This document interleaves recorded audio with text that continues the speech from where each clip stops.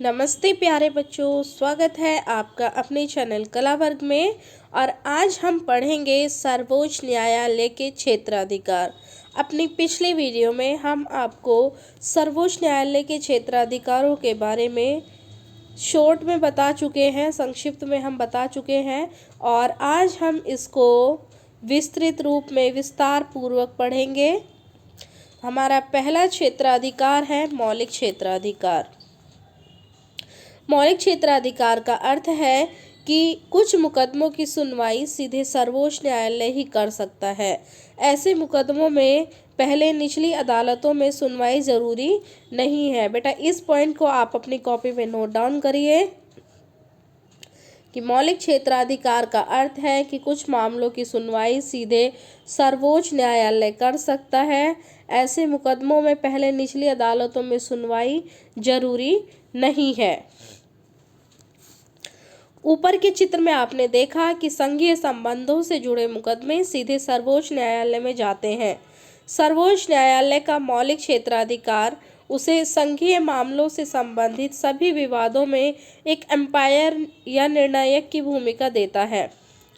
किसी भी केंद्रीय व्यवस्था में केंद्र और राज्यों के बीच तथा विभिन्न राज्यों में परस्पर कानूनी विवादों का उठना स्वाभाविक है।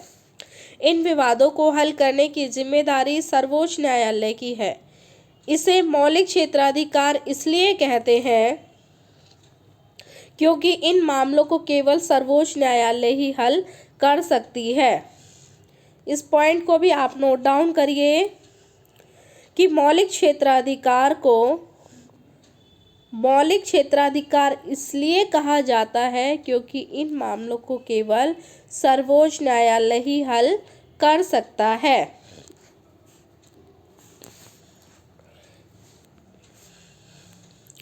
इनकी सुनवाई ना तो उच्च न्यायालय और ना ही अधीनस्थ न्यायालयों में हो सकती है। अपने इस अधिकार का प्रयोग कर सर्वोच्च न्यायालय न केवल विवादों को सुलझाता है बल्कि संविधान में दी गई संघ और राज्य सरकारों की शक्तियों की व्याख्या भी करता है। दूसरा क्षेत्राधिकार है हमारा रिट संबंधी क्षेत्राधिकार। रिट संबंधी क्षेत्राधिकार, जैसा कि आपने मौलिक अधिकारों वाले अध्याय में पढ़ा कि मौलिक अधिकारों के उल्लंघन पर कोई भी व्यक्ति इंसाफ पाने के लिए सीधे सर्वोच्च न्यायालय जा सकता है। सर्वोच्च न्यायालय अपने विशेष आदेश रिट के रूप में दे सकता है।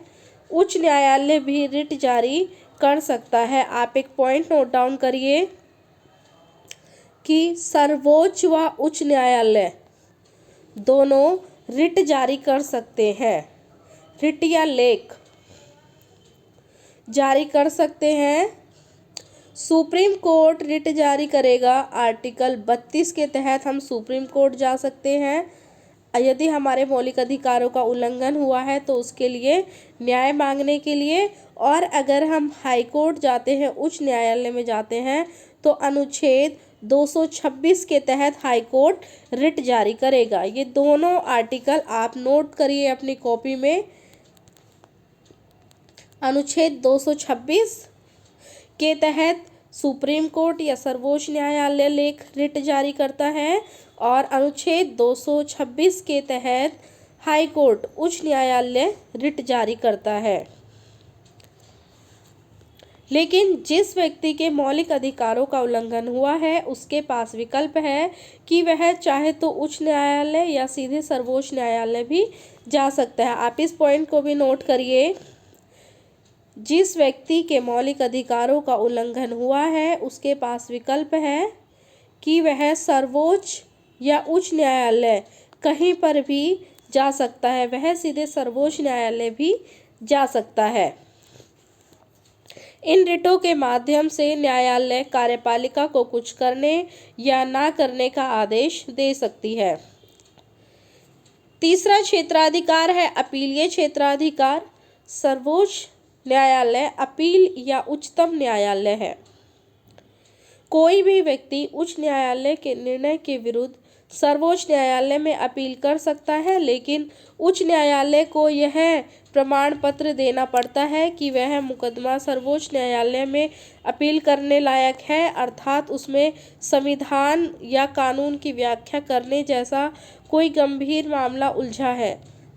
अगर फौजदारी के मामले में निचली अदालत किसी को फांसी की सज़ा दे दे तो उसकी अपील सर्वोच्च न्यायालय या उच्च न्यायालय में की जा सकती है। यदि किसी मुकदमे में उच्च न्यायालय अपील की आज्ञा ना दे, तब भी सर्वोच्च न्यायालय के पास यह शक्ति है कि वह उस मुकदमे में की गई अपील को विचार के लिए स्वीकार कर ले। अपीलीय क्षेत्राधिकार का मतलब है कि सर्वोच्च न्यायालय पूरे मुकदमे पर विचार करेगा और उसके कानूनी मुद्दों को दोबारा जांच करेगा। यदि न्यायालय को लगता है कि कानून या संविधान का अर्थ यह नहीं है जो निचली अदालतों ने समझा, तो सर्वोच्च न्यायालय उनके निर्णय को बदल सकता है। आप इस पॉइंट को भी नोट डाउन करिए। सर्वोच्च न्यायालय पूरे मुकदमे पर पुनर्विचार करता है और उसके कानूनी मुद्दों की दोबारा से जांच करता है। यदि न्यायालय को लगता है कि कानून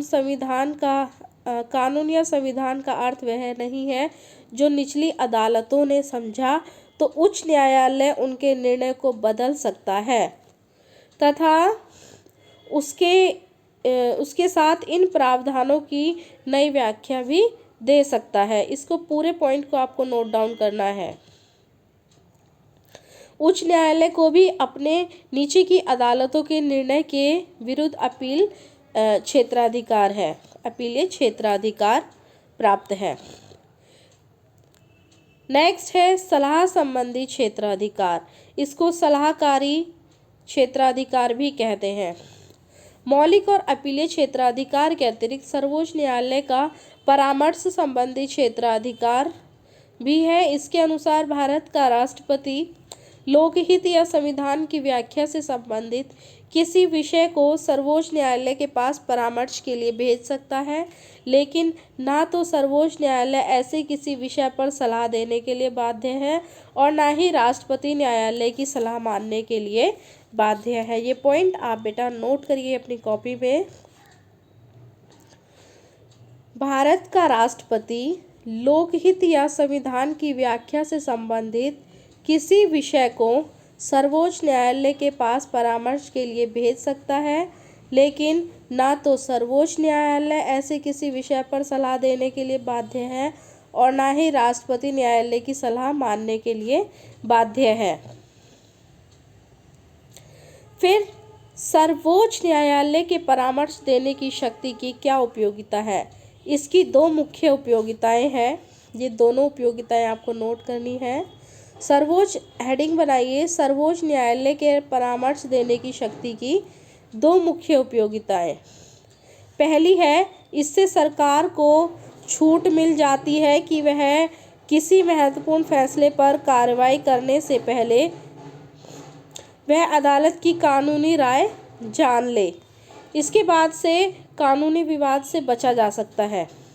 दूसरी उपयोगिता है, सर्वोच्च न्यायालय की सलाह मानकर सरकार अपने प्रस्तावित निर्णय या विधेयक को समुचित संशोधन कर सकती है।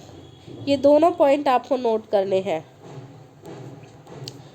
आर्टिकल 137 अनुच्छेद 137 सर्वोच्च न्यायालय को अपने द्वारा सुनाए गए निर्णय या दिए गए आदेश का पुनरावलोकन करने की शक्ति होती है। नोट डाउन करिए, मोस्ट इम्पोर्टेंट है। अनुच्छेद 137 पुनरावलोकन करने की शक्ति है उच्चतम न्यायालय को। अनुच्छेद 144 भारत के राज्य क्षेत्र के सभी सिविल और न्यायिक प्राधिकारी उच्चतम न्यायालय की सहायता से कार्य करेंगे। ये अनुच्छेद 144 में कहा गया है, ये भी आपको नोट करना है।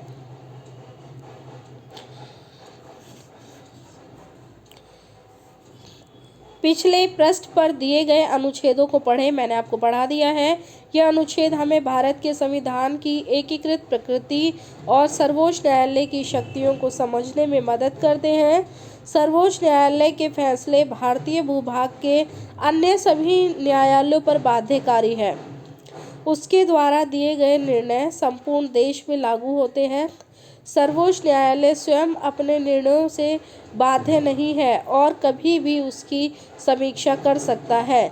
इसके अतिरिक्त सर्वोच्च न्यायालय की अवमानना के मामले भी वे स्वयं ही देख सकते हैं।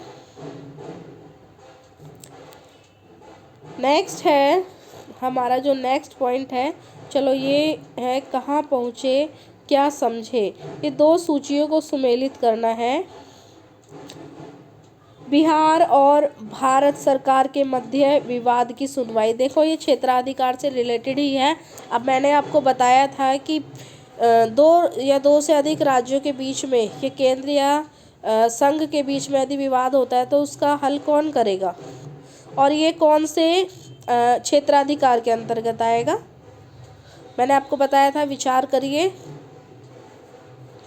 दूसरा है हरियाणा के जिला न्यायालय के निर्णय के विरुद्ध अपील की जाएगी। तो देखो जिला न्यायालय है, जिला न्यायालय के विरुद्ध अपील हम उससे ऊपरी न्यायालय में करेंगे। आप देखिए कौन से में करेंगे, इंडिकेशन पूरा दे दिया है मैंने, कमेंट बॉक्स में कमेंट करके बताइएगा। तीसरा है एकीकृत न्यायपालिका। एकीकृत न्यायपालिका आपको बताना है। और चौथा है किसी कानून को असंवैधानिक घोषित करना। ये कौन कर सकता है, स्टार्टिंग में ही आपको बताया था मैंने। आप आंसर दीजिएगा कमेंट बॉक्स में। न्यायिक सक्रियता, नेक्स्ट पॉइंट है हमारा न्यायिक सक्रियता। क्या आपने न्यायिक सक्रियता अथवा जनहित याचिका के बारे में सुना है? आजकल न्यायपालिका पर चर्चा में इन दोनों शब्दों का अक्सर प्रयोग होता है। अनेक लोगों का मानना है कि इन दोनों में न्यायपालिका के कार्यों में क्रांतिकारी परिवर्तन कर उन्हें पहले से अधिक जनोन्मुखी बना दिया है। भारत में न्यायिक सक्रियता का मुख्य साधन जनहित याचिका या सामाजिक व्यवहार याचिका है। आप इस पॉइंट को नोट करिए अपनी कॉपी में। भारत में न्यायिक सक्रियता का मुख्य साधन जनहित याचिका या सामाजिक व्यवहार याचिका है।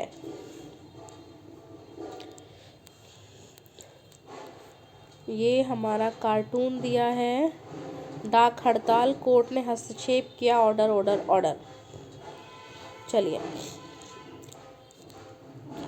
जनहित याचिका क्या है, कब और कैसे इसकी शुरुआत हुई? कानून की सामान्य प्रक्रिया में कोई व्यक्ति तभी अदालत जा सकता है जब उसका कोई व्यक्तिगत नुकसान हुआ हो। इसका मतलब यह है कि अपने अधिकार का उल्लंघन होने पर या किसी विवाद में फंसने पर कोई व्यक्ति इंसाफ मांगने के लिए अदालत का दरवाज़ा खटखटा सकता है। 1979 में इस अवधारणा में बदलाव आया और 1979 में इस बदलाव की शुरुआत करते हुए न्यायालय ने एक ऐसे मुकदमे की सुनवाई करने का निर्णय लिया जिसे पीड़ित लोगों ने नहीं बल्कि उनकी ओर से दूसरों ने दाखिल किया था। जो हमारी जनहित याचिका है, ये इस याचिका को आप नोट करिएगा अपनी कॉपी में। इस याचिका को पीड़ित व्यक्ति के अलावा भी दूसरे लोग भी दायर कर सकते हैं दूसरों की तरफ से। चूँकि इस अदालत में जनहित से संबंधित एक मुद्दे पर विचार हो रहा है, क्योंकि ये जनहित से संबंधित है, जनता के हित से संबंधित है, अतः इसे और ऐसे ही अनेक मुकदमों को जनहित याचिकाओं का नाम दिया गया है। उसी समय सर्वोच्च न्यायालय ने कैदियों के अधिकार से संबंधित मुकदमे पर भी विचार किया। इससे ऐसे मुकदमों की बाढ़ सी आ गई जिसमें जन सेवा की भावना रखने वाले नागरिकों तथा स्वयंसेवी संगठनों ने अधिकारों की रक्षा, गरीबों के जीवन को और बेहतर बनाने, पर्यावरण की सुरक्षा और लोकहित से जुड़े अनेक मुद्दों पर न्यायपालिका से हस्तक्षेप की मांग की। जनहित याचिका न्यायिक सक्रियता का सबसे प्रभावी साधन हो गई है। आप ये अपनी कॉपी में नोट डाउन करिए। जनहित याचिका न्यायिक सक्रियता का सबसे प्रभावी साधन हो गई है। इसके द्वारा मुकदमा करने पर उस मुद्दे पर विचार करने के बजाय न्यायपालिका ने अखबार में छपी खबरों और डाक से प्राप्त शिकायतों को आधार बनाकर उन पर विचार करना शुरू कर दिया है। इस तरह न्यायपालिका की यह नई न्यायिक सक्रियता के रूप में लोकप्रिय हुई है। इसके बाद इसमें कुछ प्रारंभिक जनहित याचिकाएं दी हुई है, इसको बाद में पढ़ेंगे, पहले हम आगे देख लेते हैं। जनहित याचिकाओं के माध्यम से न्यायालय ने अधिकारों का दायरा बढ़ा दिया। शुद्ध हवा, पानी और अच्छा जीवन पाना पूरे समाज का अधिकार है। न्यायालय का मानना था कि समाज के सदस्य के रूप में अधिकारों का उल्लेख कर व्यक्तियों को इंसाफ की गुहार लगाने का अधिकार है। इसके अतिरिक्त 1980 के बाद जनहित याचिकाओं और न्यायिक सक्रियता के द्वारा न्यायपालिका ने उन मामलों में भी रुचि दिखाई है जहां समाज के कुछ वर्गों के लोग आसानी से अदालत की शरण नहीं ले सकते। इस उद्देश्य की पूर्ति के लिए न्यायालय ने जन सेवा की भावना से भरे नागरिक, सामाजिक संगठन और वकीलों को समाज के जरूरतमंद और गरीब लोगों की ओर से याचिकाएं दायर करने की इजाज़त दे दी है। आप इसको जो है अपनी कॉपी में नोट डाउन करिए।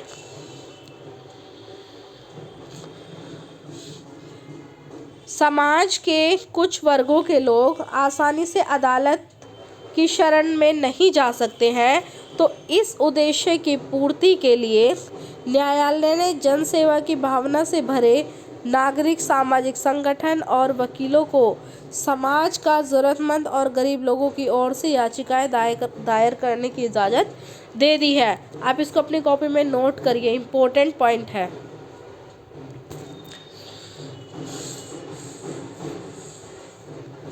न्यायिक सक्रियता का हमारी राजनीतिक व्यवस्था पर बहुत प्रभाव पड़ा। इससे न केवल व्यक्तियों बल्कि विभिन्न समूहों को भी अदालत जाने का अवसर मिला। इसने न्याय व्यवस्था को लोकतांत्रिक बनाया और कार्यपालिका उत्तरदायी बनने पर बाध्य हुई। चुनाव प्रणाली को भी इसने ज़्यादा मुक्त और निष्पक्ष बनाने का प्रयास किया। न्यायालय ने चुनाव लड़ने वाले प्रत्याशियों को अपनी संपत्ति, आय और शैक्षणिक योग्यताओं के संबंध में शपथ पत्र देने का निर्देश दिया, जिससे लोग सही जानकारी के आधार पर अपने प्रतिनिधियों का चुनाव कर सके। जनहित याचिकाओं की बढ़ती संख्या और सक्रिय न्यायपालिका के विचार का एक नकारात्मक पहलू भी है। इससे अदालतों में काम का बोझ बढ़ा है। दूसरे, न्यायिक सक्रियता से विधायिका, कार्यपालिका और न्यायपालिका के कार्यों के बीच का अंतर धुंधला हो गया है। न्यायालय उन समस्याओं में उलझ गया जिसे कार्यपालिका को हल करना चाहिए। उदाहरण के लिए, वायु और ध्वनि प्रदूषण दूर करना, भ्रष्टाचार के मामलों की जांच करना या चुनाव सुधार करना वास्तव में न्यायपालिका के काम नहीं है। ये सभी कार्य विधायिका की देखरेख में प्रशासन को करने चाहिए। इसलिए कुछ लोगों का मानना है कि न्यायिक सक्रियता से सरकार के तीनों अंगों के बीच पारस्परिक संतुलन रखना बहुत मुश्किल हो गया है। लोकतांत्रिक शासन का आधार यह है कि सरकार का हर अंग एक दूसरे की शक्तियों और क्षेत्राधिकार का सम्मान करे। न्यायिक सक्रियता से इस लोकतांत्रिक सिद्धांत को आघात पहुंच सकता है। ये हमारा पॉइंट कंप्लीट होता है और जो हमने छोड़ा था अब हम उसको देख लेते हैं। एक तो हमारी 3 याचिकाएं थी, कुछ प्रारंभिक जनहित याचिकाएं। ये है 1979 में समाचार पत्रों में विचाराधीन कैदियों के बारे में कुछ खबरें छपी। बिहार की जेलों में कैदियों को काफ़ी लंबी अवधि से बंदी बनाकर रखा जा रहा था। जिन अपराधों के लिए उन्हें गिरफ्तार किया गया था, यदि उसमें उन्हें सज़ा हो जाती तो भी वे उतनी लंबी अवधि के लिए कैद नहीं किए जा सकते थे। इस खबर को आधार बनाकर एक वकील ने एक याचिका दायर की। सर्वोच्च न्यायालय में यह मुकदमा चला और यह पहली जनहित याचिका के रूप में प्रसिद्ध हुई। तो आप इसको नोट कर लीजिएगा अपनी कॉपी में। कि बिहार 1979 में बिहार के कैदियों का जो मामला था वो पहली जनहित याचिका के रूप में प्रसिद्ध हुआ। इस मुकदमे को हुसैन आरा खातून बनाम बिहार सरकार के नाम से जाना जाता है। बेटा मोस्ट इम्पोर्टेंट है, इसको आप नोट करिएगा। हुसैन आरा खातून बनाम बिहार सरकार के संबंध में दायर की गई जनहित याचिका को पहली जनहित याचिका के रूप में जाना जाता है। अब 1980 में तिहाड़ जेल में एक बंदी ने सर्वोच्च न्यायालय के न्यायाधीश कृष्णा अय्यर को एक पत्र भेजा। इसमें कैदियों को दी जाने वाली शारीरिक यातनाओं का वर्णन किया गया था। न्यायाधीश ने उसे ही एक याचिका मान लिया। यद्यपि बाद में न्यायालय ने पत्रों को याचिका के रूप में स्वीकार करने की प्रथा को समाप्त कर दिया, लेकिन यह मुकदमा सुनील बत्रा बनाम दिल्ली प्रशासन के नाम से शुरुआती जनहित याचिकाओं के रूप में प्रसिद्ध हुआ है। आप चाहे तो इसको भी नोट कर सकते हैं, अपनी कॉपी में कर लीजिए। सुनील बत्रा बनाम दिल्ली प्रशासन 1980 के नाम से शुरुआती जनहित याचिका के रूप में प्रसिद्ध हुआ।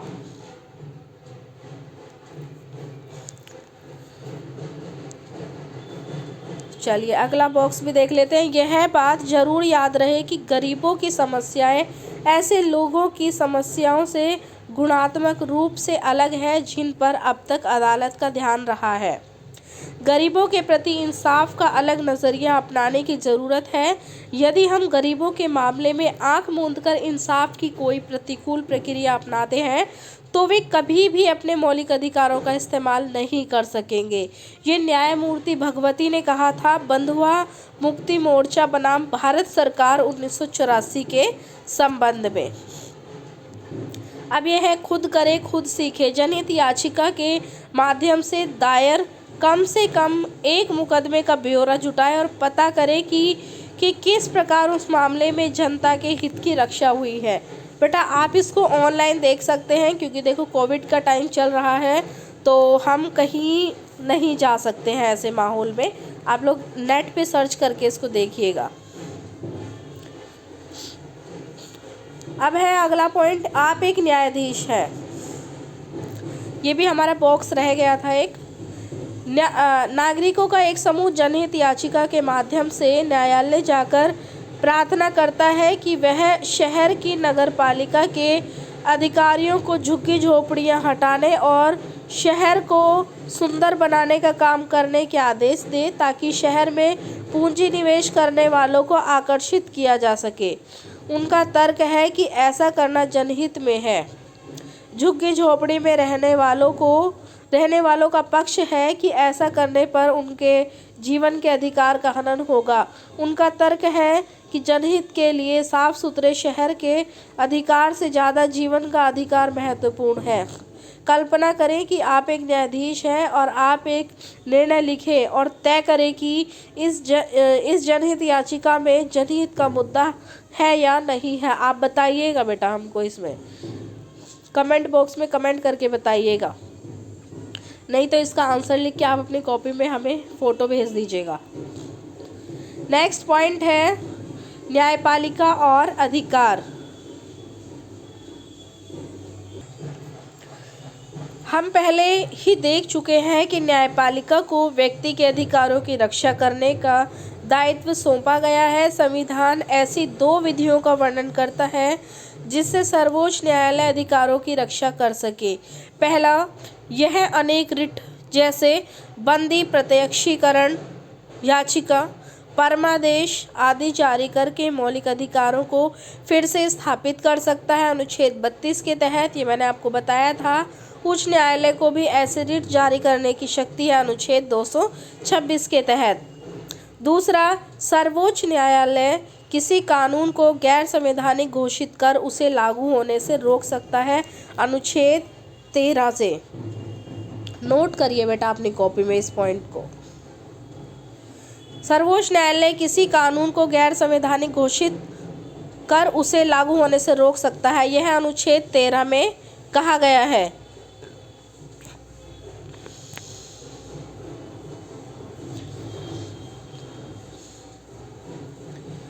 ये दोनों प्रावधान एक और सर्वोच्च न्यायालय को नागरिकों के मौलिक अधिकार के संरक्षक तथा दूसरी ओर संविधान के व्याख्याकार के रूप में स्थापित करते हैं। उपर्युक्त प्रावधानों में दूसरा प्रावधान न्यायिक पुनरावलोकन की व्यवस्था करता है। सर्वोच्च न्यायालय की सबसे महत्वपूर्ण शक्ति संभवतया न्यायिक पुनरावलोकन की शक्ति है, और न्यायिक पुनरावलोकन का अर्थ है कि सर्वोच्च न्यायालय किसी भी कानून की संवैधानिकता जांच सकती है, और यदि वह संविधान के प्रावधानों के विपरीत हो तो न्यायालय उसे गैर संवैधानिक घोषित कर सकता है। ठीक है, इसको नोट करना बेटा पूरे को अपनी कॉपी में। और संविधान में कहीं भी न्यायिक पुनरावलोकन शब्द का प्रयोग नहीं किया गया है, इसको भी आप नोट करिएगा। लेकिन भारत में संविधान लिखित है और इसमें दर्ज है कि मूल अधिकारों के विपरीत होने पर सर्वोच्च न्यायालय किसी भी कानून को निरस्त कर सकता है। ये भी आप अलग से नोट डाउन करिएगा नेक्स्ट पॉइंट बना करके कि भारत में संविधान में यह लिखा गया है कि इसमें मूल अधिकारों के विपरीत होने पर सर्वोच्च न्यायालय किसी भी कानून को निरस्त कर सकता है। इन तथ्यों के कारण भारत के संविधान में न्यायिक पुनरावलोकन शब्द का प्रयोग न होने पर यह शक्ति सर्वोच्च न्यायालय को प्राप्त है। इसके अलावा हमने सर्वोच्च न्यायालय के क्षेत्राधिकार का अध्ययन करते समय देखा कि संघीय संबंधों के मामले में भी सर्वोच्च न्यायालय अपनी न्यायिक पुनरावलोकन की शक्ति का प्रयोग कर सकता है। ऐसा करके वह किसी भी कानून को संविधान में निहित शक्ति के बंटवारे की योजना के विरुद्ध होने से रोक सकता है। मान लीजिए कि केंद्र सरकार कोई कानून बनाए और कुछ राज्यों को ऐसा लगे कि इस कानून का विषय तो राज्य सूची में है, तब वे सर्वोच्च न्यायालय जा सकते हैं, और यदि न्यायालय उनसे सहमत हो तो वह उस कानून को असंवैधानिक घोषित कर सकता है। इस प्रकार सर्वोच्च न्यायालय न्यायिक पुनरावलोकन की शक्ति के द्वारा ऐसे किसी भी कानून का परीक्षण कर सकता है जो मौलिक अधिकारों का उल्लंघन करता हो या संविधान में शक्ति विभाजन योजना के प्रतिकूल हो। न्यायिक पुनरावलोकन की शक्ति राज्यों की विधायिका द्वारा बनाए गए कानूनों पर भी लागू होती है। आप नोट करिएगा, न्यायिक पुनरावलोकन की शक्ति राज्यों की विधायिका द्वारा बनाए गए कानूनों पर भी लागू होती है। रिट जारी करने की और न्यायिक पुनरावलोकन की शक्तियां सर्वोच्च न्यायालय को अत्यंत शक्तिशाली बना देती है। न्यायिक पुनरावलोकन की शक्ति का मतलब यह हुआ कि न्यायपालिका विधायिका द्वारा पारित कानूनों की और संविधान की व्याख्या कर सकती है। अनेक लोगों का मानना है कि इसके द्वारा न्यायपालिका प्रभावी ढंग से संविधान की रक्षा कर सकती है और नागरिकों के अधिकारों की भी रक्षा करती है। जनहित याचिकाओं ने नागरिकों के अधिकारों की रक्षा करने की न्यायपालिका की शक्ति में बढ़ोतरी की है। क्या आपको याद है कि अधिकार से संबंधित अध्याय में हमने शोषण के विरुद्ध अधिकार का उल्लेख किया था? यह अधिकार बंधुआ मजदूरी, लोगों की खरीद फरोख्त और खतरनाक कामों में बाल श्रम पर प्रतिबंध लगाता है। लेकिन प्रश्न यह है कि जिन लोगों के अधिकारों का उल्लंघन होता है वे अदालत का दरवाजा कैसे खटखटाएं? जनहित याचिकाओं और न्यायिक सक्रियता से न्यायालयों के लिए यह संभव हो पाया है कि वे ऐसे उल्लंघनों के मामले पर विचार कर सके। इससे न्यायालय ने अनेक मुद्दों पर विचार किया, जैसे जेल के अंदर पुलिस द्वारा कैदियों की आंखें फोड़ना, पत्थर की खदानों में काम करने की अमानवीय दशा, बच्चों का यौन शोषण आदि। इस प्रवृत्ति ने गरीब व पिछड़े वर्ग के लोगों के अधिकारों को अर्थपूर्ण बना दिया है।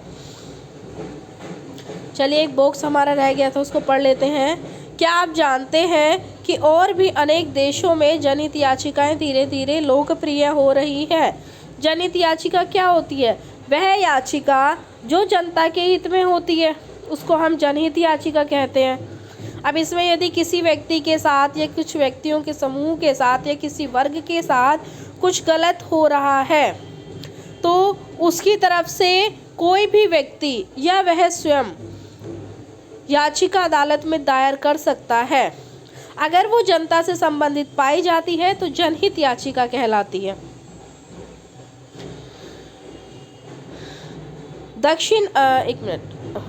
विश्व के अनेक न्यायालयों, खास तौर से दक्षिण एशिया और अफ्रीका में भारत की ही भांति न्यायिक सक्रियता का प्रयोग किया जा रहा है, लेकिन दक्षिण अफ्रीका के संविधान में जनहित याचिका को मौलिक अधिकारों की सूची में सम्मिलित किया गया है।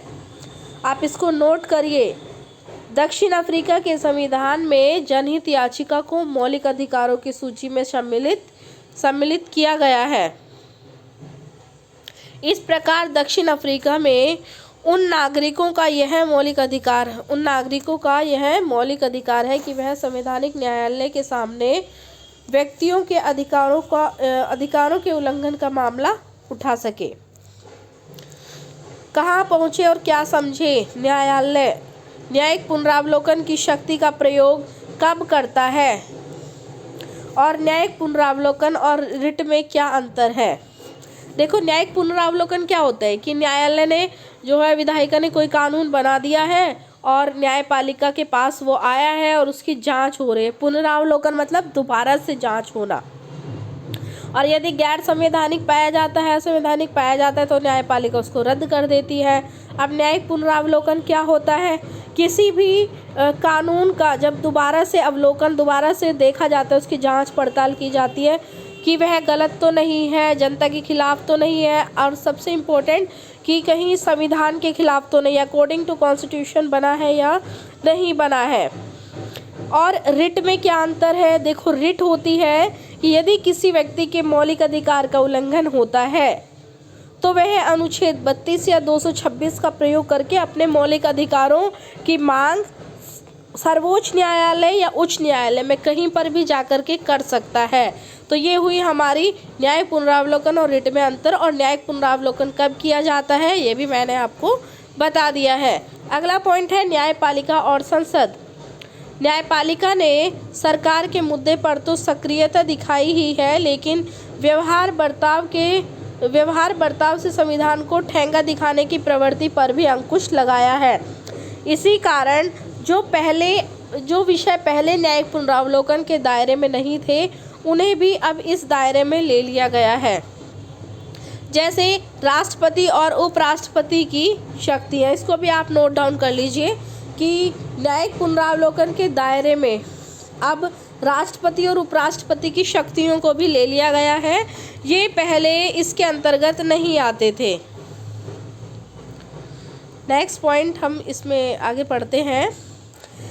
ऐसे और भी अनेक उदाहरण हैं जिसमें सर्वोच्च न्यायालय ने न्याय की स्थापना के लिए कार्यपालिका की संस्थाओं को निर्देश दिए। जैसे उसने हवाला मामले, नरसिंह राव मामले और पेट्रोल पंपों के अवैध आवंटन जैसे अनेक मामलों में सीबीआई को निर्देश दिया, केंद्रीय जांच ब्यूरो को निर्देश दिया कि वह भ्रष्ट राजनेताओं और नौकरशाहों के विरुद्ध जांच करे।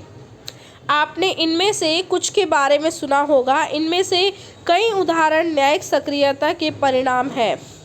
भारतीय संविधान की शक्ति के सीमित बंटवारे, अवरोध तथा संतुलन के एक सुंदर सिद्धांत पर आधारित है। इसका मतलब यह है कि सरकार के प्रत्येक अंग का एक स्पष्ट कार्यक्षेत्र है। संसद कानून बनाने और संविधान का संशोधन करने में सर्वोच्च है। कार्यपालिका उन्हें लागू करने तथा न्यायपालिका विवादों को सुलझाने और यह सुनिश्चित करने में सर्वोच्च है कि क्या बनाए गए कानून संविधान के अनुकूल है। इस स्पष्ट कार्य विभाजन के बावजूद संसद और न्यायपालिका तथा कार्यपालिका और न्यायपालिका के बीच टकराव भारतीय राजनीति की विशेषता रही है। बंटवारा कर दिया गया है लेकिन फिर भी आपस में इनमें टकराव है और यही भारतीय राजनीति की विशेषता है। हमने संपत्ति के अधिकार और संसद की संविधान को संशोधित करने की शक्ति के संबंध में संसद और न्यायपालिका के बीच हुए टकराव का पीछे उल्लेख किया है। आइए इसे एक बार फिर दोहरा लें। संविधान लागू होने के तुरंत बाद संपत्ति के अधिकार पर रोक लगाने की संसद की शक्ति पर विवाद खड़ा हो गया। संसद संपत्ति रखने के अधिकार पर कुछ प्रतिबंध लगाना चाहती थी, जिससे भूमि सुधारों को लागू किया जा सके।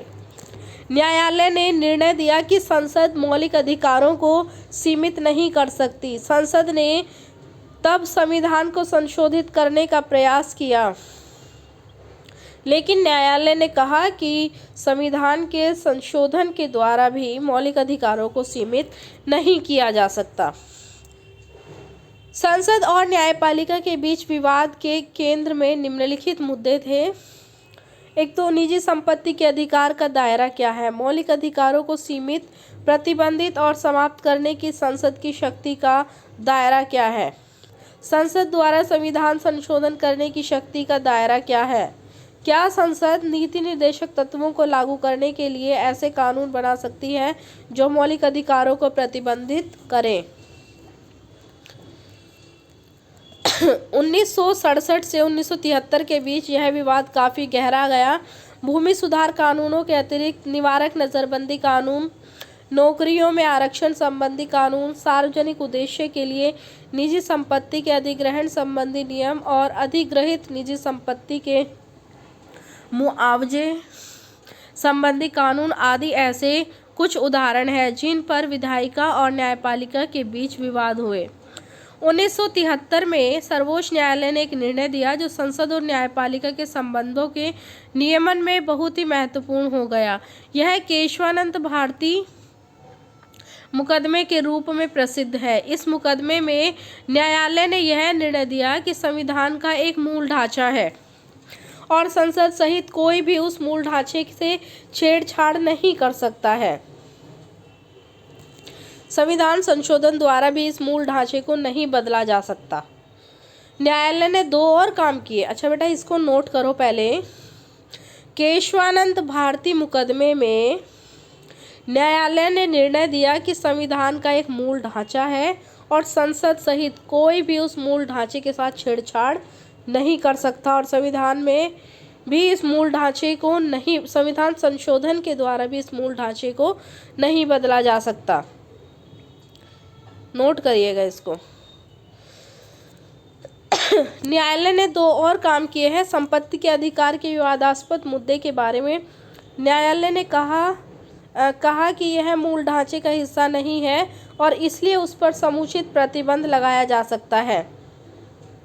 दूसरा, न्यायालय ने यह निर्णय करने का अधिकार अपने पास रखा कि कोई मुद्दा मूल ढांचे का हिस्सा है या नहीं।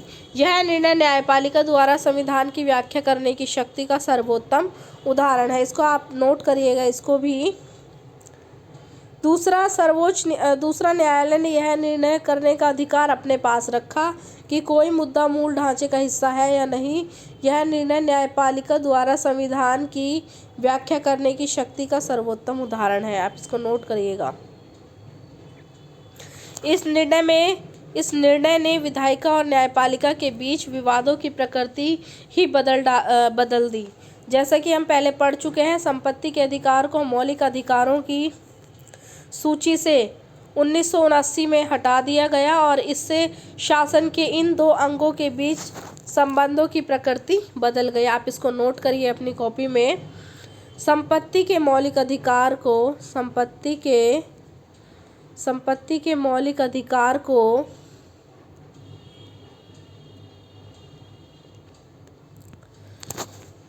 सन 1979 में सूची से हटा दिया गया और इससे शासन के सूची से हटा दिया गया था कि नोट करिएगा बस। 1979 में संपत्ति के मौलिक अधिकारों की सूची से हटा दिया गया। इससे शासन के इन दो अंगों के बीच संबंधों की प्रकृति बदल गई।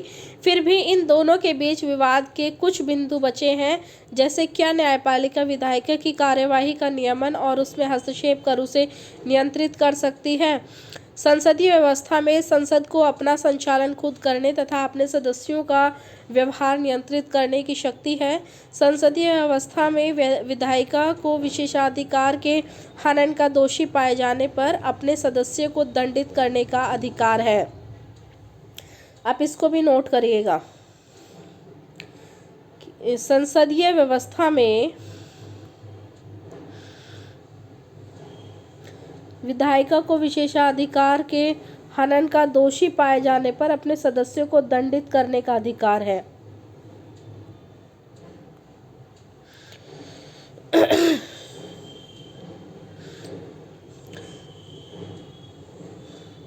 जो व्यक्ति विधायिका के विशेषाधिकार हनन का दोषी हो, क्या वह न्यायालय की शरण ले सकता है? सदन के किसी सदस्य के विरुद्ध स्वयं सदन द्वारा यदि कोई अनुशासनात्मक कार्यवाही की जाती है तो क्या वह सदस्य न्यायालय से सुरक्षा प्राप्त कर सकता है? ये मुद्दे अभी भी सुलझ नहीं पाए हैं और दोनों के बीच विवाद का विषय बने रहते हैं।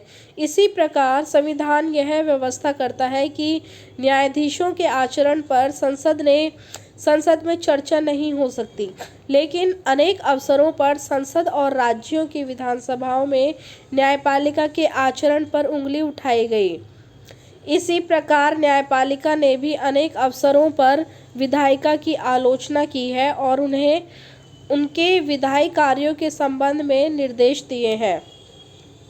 विधायिका इसे संसदीय संप्रभुता के सिद्धांत के उल्लंघन के रूप में देखती है। इन मुद्दों से यह स्पष्ट होता है कि सरकार के किन्हीं दो अंगों के बीच संतुलन कितना संवेदनशील और लोकतंत्र में सरकार के एक अंग का दूसरे अंग की सत्ता के प्रति सम्मान बरतना कितना जरूरी है। कहाँ पहुँचे, क्या समझे? न्यायपालिका और संसद के बीच टकराव के मुद्दे। न्यायाधीशों की नियुक्ति के संबंध में भी देखो, हमने पढ़ा था कि जो भी सबसे वरिष्ठ व्यक्ति होगा उसी को ही मुख्य न्यायाधीश के रूप में नियुक्त किया जाएगा, लेकिन इंदिरा गांधी के द्वारा दो बार जो है इसका दुरुपयोग किया गया था। न्यायाधीशों के वेतन और भत्ते, संसद के द्वारा संविधान संशोधन का दायरा और संसद द्वारा न्यायपालिका के कार्यों में हस्तक्षेप, ये सभी संसद और न्यायपालिका के बीच टकराव के मुद्दे बने हुए हैं। ये हमारा चैप्टर कंप्लीट होता है बेटा, और इस चैप्टर के जितने भी इम्पोर्टेंट पॉइंट्स थे वो मैंने आपको नोट डाउन करा दिए हैं। अंत में हम इसका निष्कर्ष भी पढ़ लेते हैं। इस अध्याय में आपने अपनी लोकतांत्रिक संरचना में न्यायपालिका की भूमिका का अध्ययन किया है। न्यायपालिका, विधायिका और कार्यपालिका के बीच समय समय पर उठने वाले विवादों के बावजूद न्यायपालिका की साख बढ़ी है। न्यायपालिका से कुछ और भी अपेक्षाएं हैं। आम आदमी को आश्चर्य होता है कि किस आसानी से अनेक दोषी लोग न्यायपालिका से बेदाग बरी हो जाते हैं और कैसे धनी और दबंगों के असर में गवाह अपने बयान से मुकर जाते हैं। ये कुछ ऐसे मुद्दे हैं जिनके बारे में स्वयं न्यायपालिका भी चिंतित है। बेटा इसमें इसी चैप्टर से रिलेटेड देखो एक मूवी है हमारी जो जोली LLB है ना, तो जोली LLB में बहुत बढ़िया एग्जाम्पल दिया हुआ है कि किस तरीके से लोग जो है अपने बयान से मुकर जाते हैं, कैसे जो वकील लोग होते हैं वो जो झूठे लोग होते हैं वो किस तरीके से इन जो है कमज़ोर लोगों को फंसाते हैं, किस तरीके से उनके जीने के मौलिक अधिकारों को उल्लंघन करते हैं और किस तरीके से गरीब लोगों की अवहेलना की जाती है। बड़े बड़े जो पैसे वाले लोग होते हैं वो किस तरीके से जो है इन गरीबों को दबा लेते हैं।